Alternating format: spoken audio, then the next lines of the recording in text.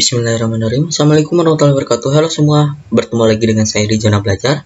Perkenalkan, nama saya Muhammad Lutfi Maulana. Pada kesempatan kali ini kita akan memasuki materi ketiga, yaitu teknik promosi soft selling.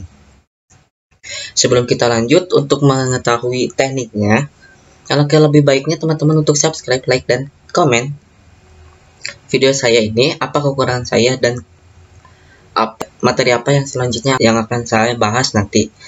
Nah, oke, kita langsung aja masuk ke materinya, yaitu apa sih teknik promosi soft selling ini?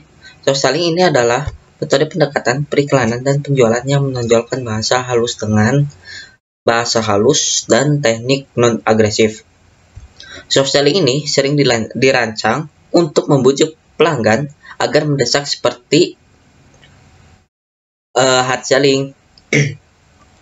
Soft selling ini merupakan teknik penjualan bertekanan rendah, persuasif, dan halus. Teknik ini mungkin tidak menghasilkan penjualan saat pertama kali produk Anda disajikan, tetapi akan membantu mendorong penjualan berulang. Menggunakan teknik soft selling ini tidak berarti bahwa promosi dilakukan secara pasif. Sebaliknya, teknik ini dirancang untuk mendorong pelanggan membeli produk tanpa terlihat memaksakan.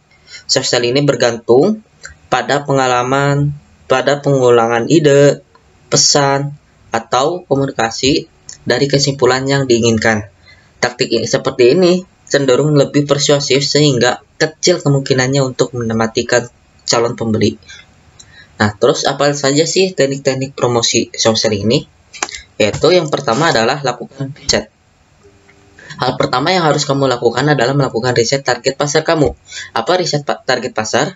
Adalah sebuah bentuk penjualan yang berupa perumusan, permasalahan, mengumpulkan data, dan menganalisa target.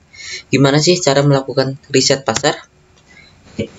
Yang pertama adalah harga produk, alat pemasaran, media pemasaran, distribusi, konsumen, riset grup, isi survei, observasi, dan gunakan formulir yang berisikan daftar pertanyaan.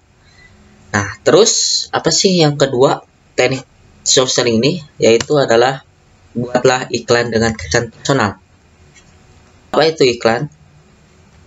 Iklan adalah bentuk komunikasi non-personal yang menjual pesan-pesan secara persuasif dari sponsor yang jelas untuk mempengaruhi orang agar membeli produk dan membayar biaya untuk media yang digunakan.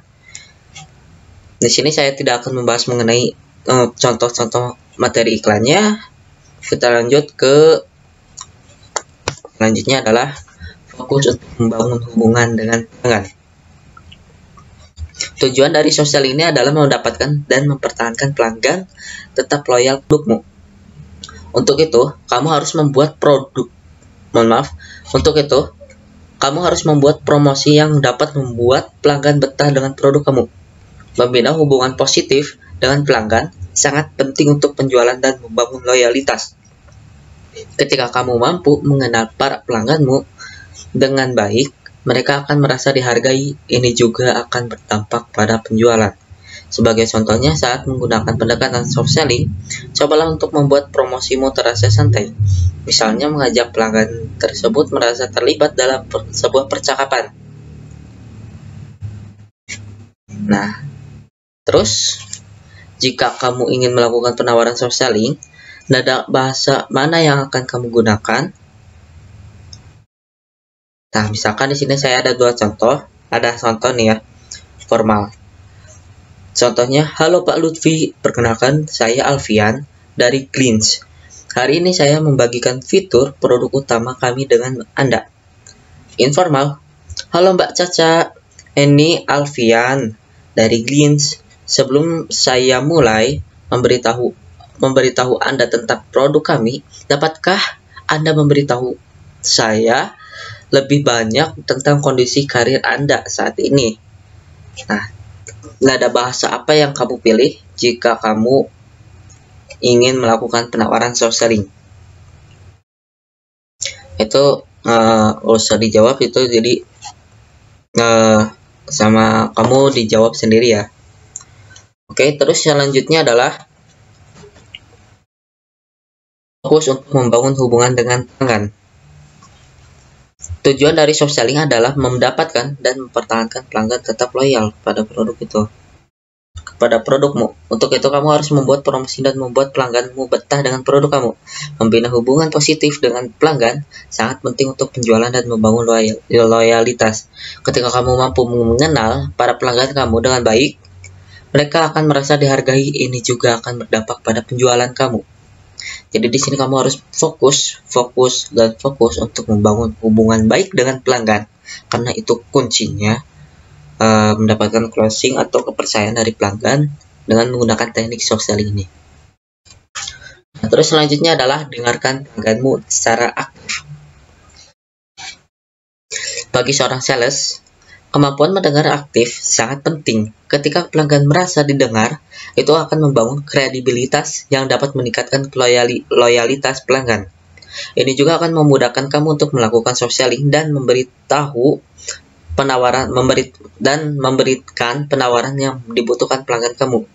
Berlatihlah dengan mendengar secara aktif dan dengan memiliki bahasa tubuh yang terbuka sambil mendengarkan pelanggan kamu. Manfaatkanlah platform seperti media sosial yang digunakan pelanggan untuk memberikan feedback atau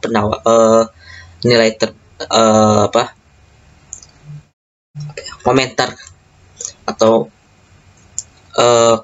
keluh kesannya gitulah.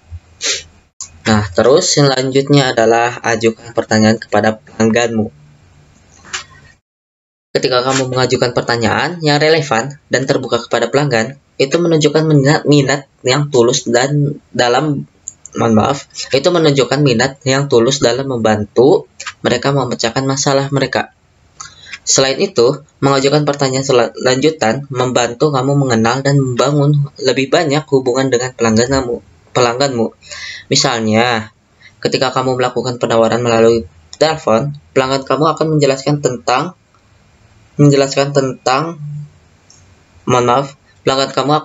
tantangan yang mereka hadapi terkait dengan penawaran kamu.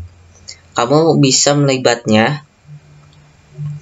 melibatkannya dengan pertanyaan terbuka. Pertanyaan yang tidak dapat dijawab dengan iya atau tidak. Untuk mendapatkan konteks ini,